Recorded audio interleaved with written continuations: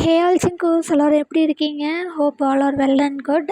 And இது என்னுடைய very first FF தயாங்கோடது. எனக்கு ரொம்ப மந்த்ஸாக ஒரு ஆசை எனக்கு இருந்துகிட்டே இருந்தது. எப்போ நான் பிடிஎஸ் ஐடி ஸ்டார்ட் பண்ணி நான் எஃப்எஃப் கேட்க ஆரம்பித்தேனோ அப்போ வந்துட்டு சரி ஓகே நம்மளும் வந்துட்டு ஸ்டார்ட் பண்ணலான்னு சொல்லிட்டு எனக்கு மைண்ட் செட் இருந்துகிட்டே இருந்தது. ஒரு பர்ஃபெக்ட் டேக்காக தான் நான் வெயிட் பண்ணிகிட்டு இருந்தேன்.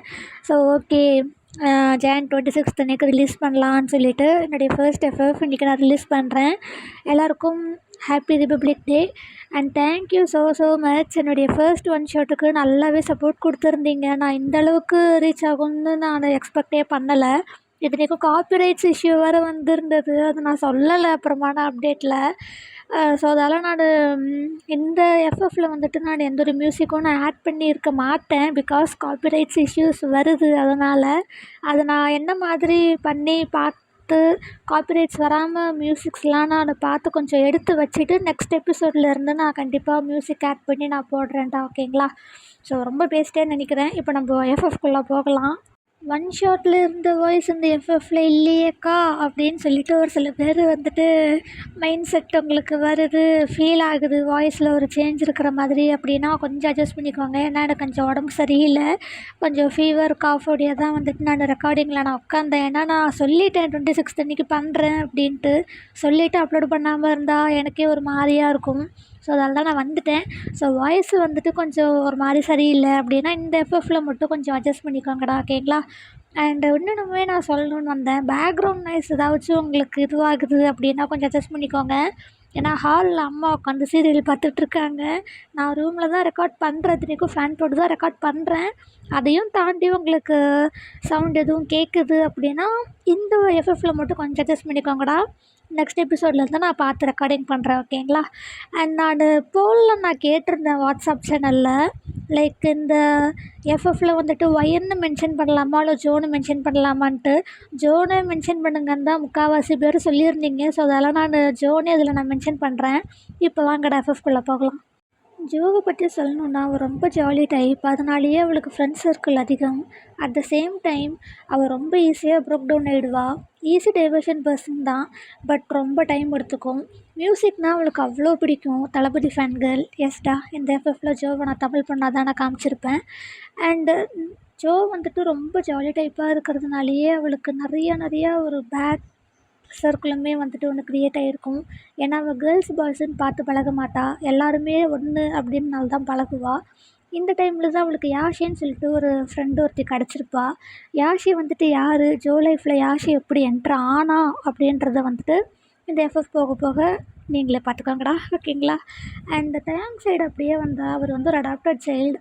தயாங்க்கு வந்துட்டு தனியாக ஒரு எபிசோட்லேயே நான் அவரை பற்றி சொல்கிறேன். தயாங் வந்து யார், அவருடைய அப்பா அம்மா என்ன ஆனாங்க, யார் அடாப்ட் பண்ணாங்கன்றதை வந்துட்டு நான் இந்த எஃப்எஃப் போக போக வந்துட்டு நான் சொல்கிறேன். ஓகேங்களா? அண்ட் ஜோவோட ஃபேமிலியை பற்றி சொல்லணுன்னா, ஜோ வந்து அப்பா செல்லம், அம்மா வந்து கொஞ்சம் டெடர் பீஸ். பட் ஜோ ஒரு வார்த்தை சொல்லிட்டா அந்த பேச்சுக்கு மறுபேச்சு கிடையாது வீட்டுக்கு. அண்ட் ஜோ வந்து வீட்டுக்கு ஒரே பொண்ணு, சிப்ளிங்ஸ் யாரும் கிடையாது. இப்போ வாங்கடா நம்ம டேரெக்டாக எஃப்எஃப்குள்ளே போகலாம்.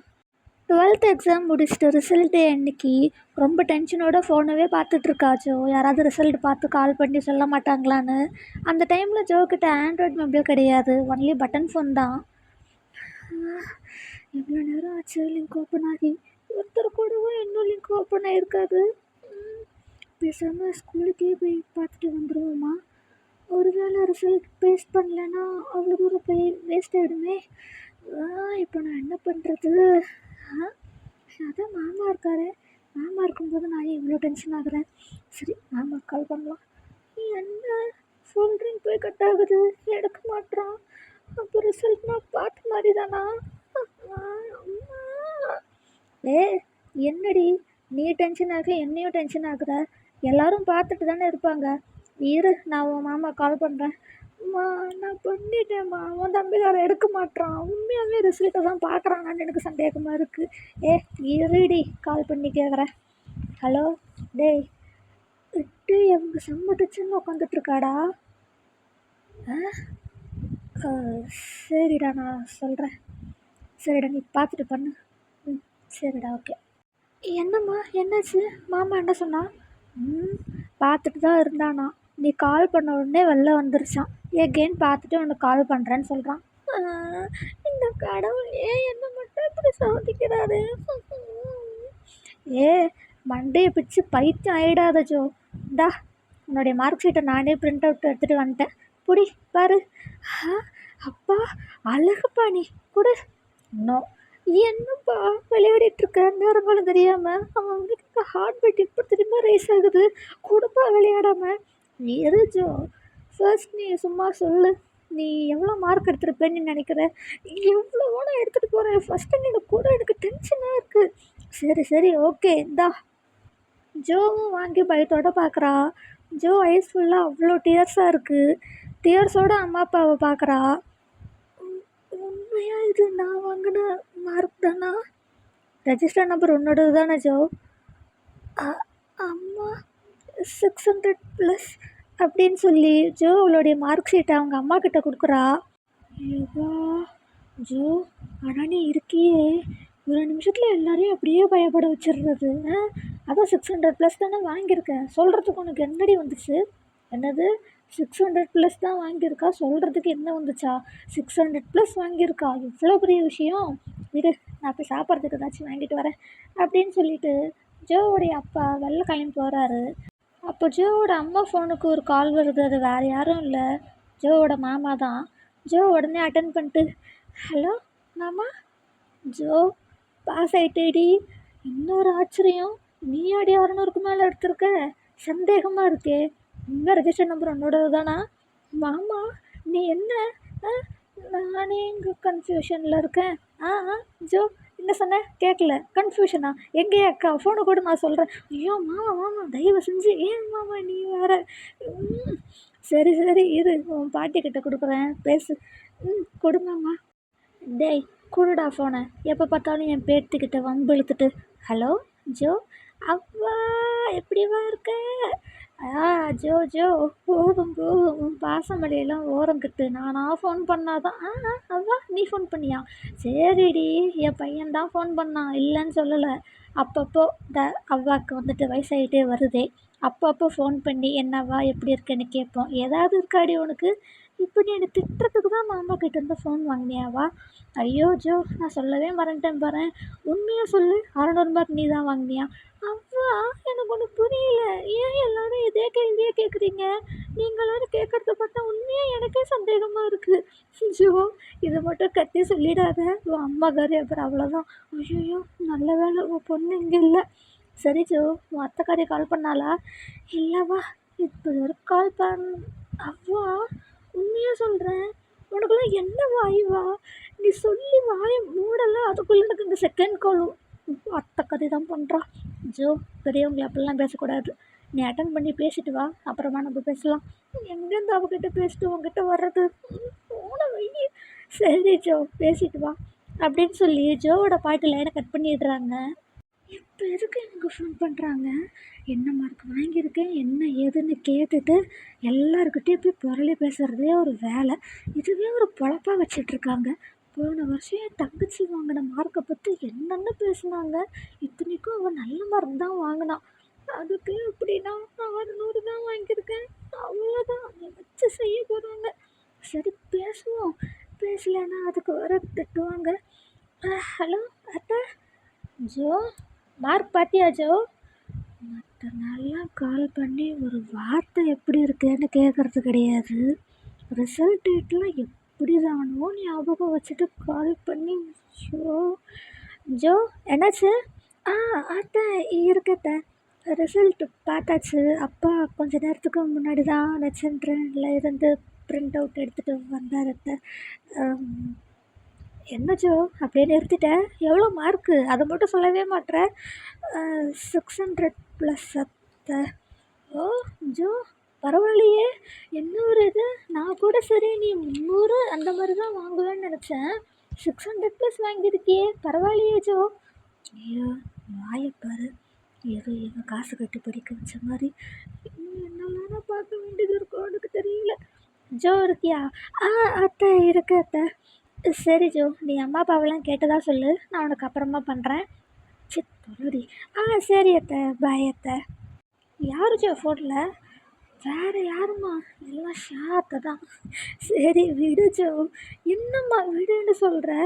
எப்போ பார்த்தாலும் கரெக்டாக ரிசல்ட் டேட் அன்றைக்கி மட்டும் கால் பண்ணி எவ்வளோ மார்க்கு, என்ன வாங்கியிருக்க, எதனால் இவ்வளோ கம்மியாக வாங்கியிருக்க, அதிசயம்மா. இன்றைக்கி தான் என்கிட்ட எதுக்கு இவ்வளோ கம்மியாக வாங்கியிருக்கேன்னு கேட்கல. 10th நான் மார்க் வாங்கினோன்னா அவங்க பேசின பேச்சு சத்தியமாக நான் இப்போ வரைக்கும் மறக்க மாட்டேம்மா. சரி சரி ஜோ விடு.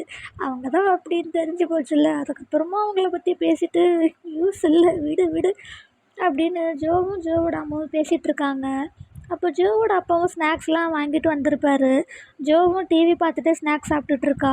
அப்போது அவங்க அம்மாவோட ஃபோன் வைப்ரேட் ஆகுது. என்ன ஃபோன் வைப்ரேட் ஆகுது? நம்ம எப்போ வைப்ரேட் மோடில் போட்டோம்? கை தவறி போட்டிருப்போமோ? யார் பண்ணுறா? ஹை யாஷி.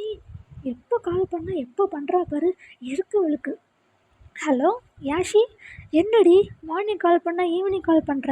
அவ்வளோ பிஸியா நீ? ஏ ஜோ ஜோ ஜோ இருடி, என்னை கொஞ்சம் பேச விடுடி. நேற்று நைட்டே என் அத்தைக்காரி என் வீட்டுக்கு வந்து டேரா போட்டு மார்னிங்லேருந்து என் ரிசல்ட்டை பார்த்து என் கழுத்தை அறுத்துட்டு இப்போ தாண்டி கிளம்புனான். அவள் கிளம்புனா அடுத்த செகண்ட் உனக்கு கால் பண்ணுறேன்டி. ஐயோ யாஷி, ஆனால் எனக்கு ஒன்று மட்டும் சந்தேகம்டி. எப்படி இந்த அத்தைக்காரங்களுக்கெல்லாம் நம்மளுடைய ரிசல்ட் டேட்லாம் ஞாபகம் வச்சு வீட்டுக்கு வந்து செஞ்சுட்டு போகிறாங்க? சரி கடுப்பாக இல்லை?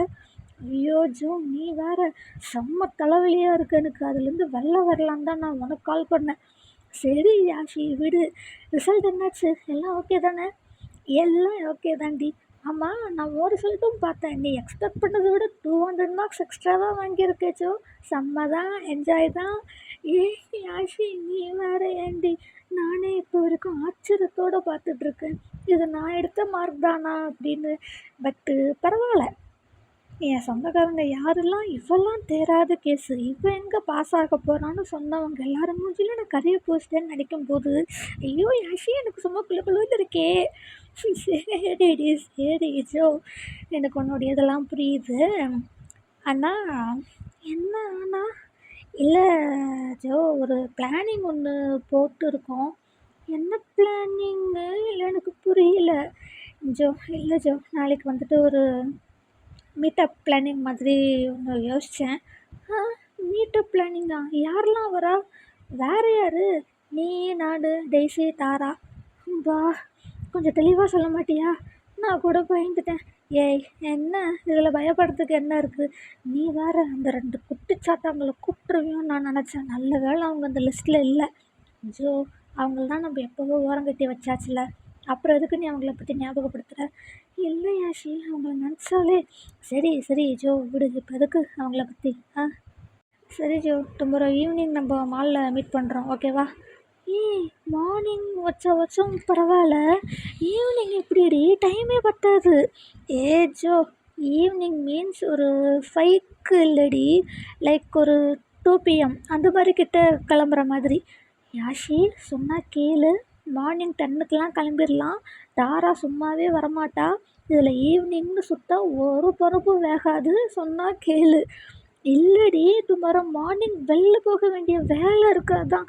அப்போ வேறு பிளான் போடுடி. பக்கத்தில் இருக்கிற டாமினோஸில் 4 PM மீட் அப்புன்னு சொல்லி எல்லாருக்கும் மெசேஜ் போடு. ஜோ, நான் வரத்துக்கே 4 ஆகிடும்டி. நான் வந்து மென்டல், நீ 4ன்னு மெசேஜ் போட்டால் தான் தாரா அட்லீஸ்ட் 5:30க்காச்சும் வருவாள். எப்படியும் நம்ம தான் அவள் வீட்டில் போய் பேசி செஞ்சு அவள் கையில் காலில் விழுந்து கூட்டு வர மாதிரி இருக்கும். நான் சொல்கிறது மாதிரி பண்ணு, அதுதான் கரெக்டாக வரும். அதுவும் கரெக்டு தான். சரி ஜோ, டாமினோஸ்லேயே மீட்டப் போடலாம். சரியாஷி, நீ சொல்லிவிடு சரியா அப்படின்னு சொல்லிவிட்டு 2 பேரும் கொஞ்சம் நேரம் பேசிட்டு அப்புறமா லைன் கட் பண்ணிடுறாங்க. டைம் ஸ்கிப் ஆகுது. நைட் 7:30. ஜோ ரூமில் ஹெட்செட்டில் சாங்ஸ் கேட்டுட்டு என்ஜாய் பண்ணிகிட்ருக்கா. உயிர் தீட்டி வைத்தேன் நான் உனக்காக என்று, என் உயிர் கூட இல்லை இனி எனக்காக என்று, ஊர் நெடுஞ்சாலை கண்ணை நான் கடந்தேனே அன்று, இனி நிலம் கேட்டதம்மா உன்னில் எங்கு என்று, உன்னில் நான் ஒரு பாதை என தெரியாதோ, அன்பே நீ அதை சொல்லுவதேன்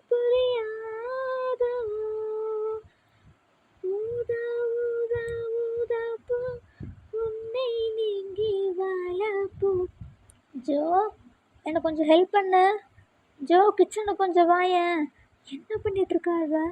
ஜோ, அம்மா அம்மா அம்மா, ஏம்மா என் பேர் இப்படி ஏழை விட்டுட்ருக்க? ஒரு பாட்டு நிம்மதியாக கேட்க விடுறியாம்மா நீ? ஏம்மா இப்படி கத்துற? என்ன வேணும் உனக்கு? இந்த ஃபோனையும் செவுட்டு மிஷினையும் ஓரம் வச்சுட்டு சப்பாத்தி வச்சு கொடு, நான் போட்டு எடுக்கிறேன். ஏ, என்னடி என் பொண்ணை வேலை வாங்கிட்டு இருக்க? நீலாம் ஒரு பெத்த தாயா? பா, இதெல்லாம் பத்தாது, இன்னும் நல்லா கேளுடா. என்னது? அதெல்லாம் கண்டுக்காத, ஒரு ஃபியூல் வந்துச்சு, நீ பேசு பேசு.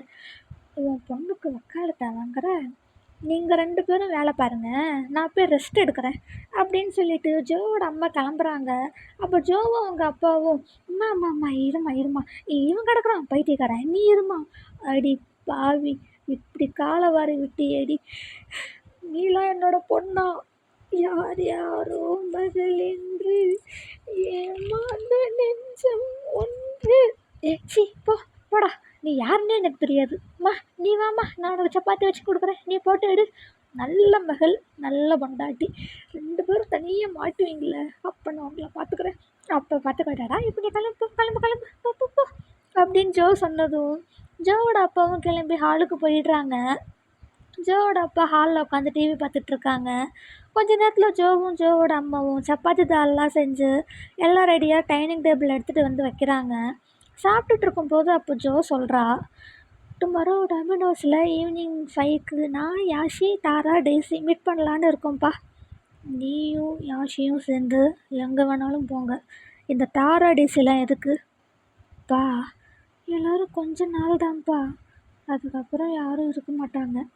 காலேஜ்லாம் எப்படியும் நாங்கள் எல்லோரும் ஒரே காலேஜாக சேருவோமான்லாம் கண்டிப்பாக டவுட்டு தான்ப்பா. இருக்கிற வரைக்கும் ஹாப்பியாக இருந்துட்டு போகலான்னு ஒரு மைண்ட் செட்டு. இந்த பிளானிங்கே யாஷி தான் போட்டா. உனக்கு டவுட்னா நீயே அவளுக்கு ஃபோன் பண்ணி கேளு. ஜோ, நான் ஒரு விஷயம் சொன்னால் நல்லாயிருக்கும். ஆல்ரெடி 2 பேர், நீயும் யாஷியும் சேர்ந்து ஃப்ரெண்டு நம்பி அவங்க 2 பேரும் சேர்ந்து உங்கள் 2 பேரும் எந்த அளவுக்கு பண்ணிட்டு போனாங்கன்னு எங்கேயும் நான் ஞாபகப்படுத்த விரும்பல ஜோ, நீயே பார்த்துக்கோ. அப்பா, எனக்கு ஒரு விஷயம் மட்டும் புரியல. நான் என்ன இன்னும் சின்ன குழந்தையா? எனக்கு இன்னும் 2 வயசாக ஆகுது. எனக்கும் உலகம்லாம் தெரியும்ப்பா. எனக்கு 18 வயசு ஆயிடுச்சு. ஐம் மேஜரப்பா. கொஞ்சமாச்சு நீங்கள் வெளில விட்டு பழகுங்க. அதுக்கப்புறம் ஊருக்காரங்க எல்லாருக்கிட்டேயும் போயிட்டு எங்கேயுமே போக தெரியல, வர தெரியலன்னு கம்ப்ளைண்ட் மட்டும் பண்ண தெரியறதில்ல. வெளில விட்டாதான்ப்பா எது ஒன்றும் தெரியும். ஜோ, என்ன நீ விடுப்பா, ஒன்றும் இல்லை அப்படின்னு சொல்லிட்டு ஜோ பாட்டுக்கு ஃபீலிங்ஸோடு சாப்பிட்டுட்டே இருக்கா. அப்போ ஜோவோட அப்பாவும் ஜோவை பார்த்துட்டு அவருக்கே ஒரு மாதிரி ஆயிடுது. ஜோ, சரி ஓகே விடு, போயிட்டு வா. எனக்கும் புரியுது, அவங்க 2 பேர் மாதிரி தாராவும் டெய்ஸியும் இல்லை. ஆனால் டெய்ஸிக்கிட்ட கொஞ்சம் கேர்ஃபுல்லாகவே இரு. சரிப்பா, நான் பார்த்துக்குறேன். ஜோ, இப்படி மூஞ்சி வைக்காது ஜோ, சத்தியமாக பார்க்குறதுக்கு நல்லா இல்லை. ஜோ, உனக்கு எவ்வளோ அமௌண்ட் வேணுமோ அப்பா கிட்ட கேட்டு வாங்கிக்கோ. எதை? அம்மா, ஏம்மா நீ வேறு? நான் 1000 2000 கேட்க போகிறேன். ஜோ, டா 500 வச்சுக்கோ, போதும்ல? பா, வச்சுக்கோ ஜோ, பத்தலைண்ணா ஃப்ரெண்ட்ஸ் கிட்ட போய் கேட்டுட்ருப்பியா? நல்லா சொல்லுடி, இன்னும் நல்ல 4 வார்த்தை சேர்த்து சொல்லு. எப்பா, நீங்கள் 2 பேரும் ஒன்று சேர்ந்தீங்கன்னா என்னையை போட்டு வறுத்து எடுத்துருவீங்க.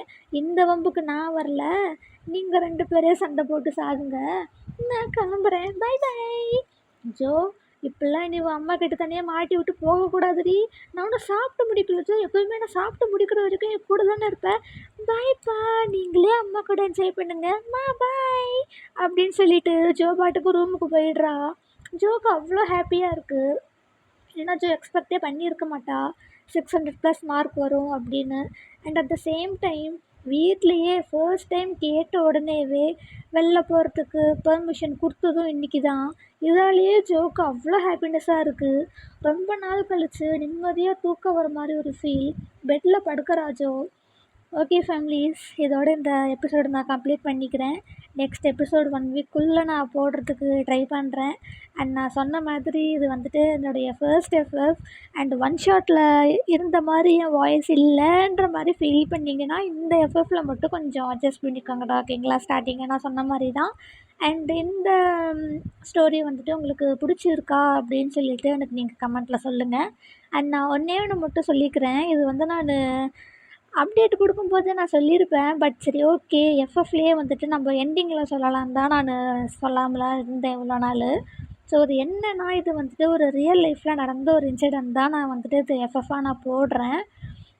ரியல் லைஃப்பில் வந்துட்டு பார்த்திங்கன்னா, ஃபேமிலியில் இருந்து இதுக்கு அடுத்து நடக்க போகிற எல்லா இன்சிடெண்ட்டுமே நான் அங்கங்கே பட்டி டிங்கரிங்லாம் நான் பார்த்து எஃப்எஃப்க்கு ஏற்ற மாதிரி நான் சேஞ்ச் பண்ணியிருப்பேன்.